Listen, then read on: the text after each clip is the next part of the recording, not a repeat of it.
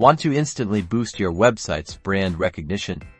Let's get your own custom favicon added to your Wix site in just a few simple steps. First, head over to your Wix dashboard and click on Settings located in the left-hand menu. This is where all the magic happens for your site's global configurations. Once you're in Settings, scroll down until you find Site Settings and give that a click. Now you'll see the Favicon option. Your favicon is that tiny image that appears in the browser tab next to your website's title, so let's get yours looking sharp. Click on the Upload Favicon button. Keep in mind that Wix recommends using a square image, ideally around 16 by 16 pixels, and in either PNG or Eco format for best results. This will open up your Wix Media Manager. You can either upload a new image from your computer or choose one you've already uploaded to your Wix library. Select your desired favicon image and click Choose File. Wix will then process the image. And there you have it.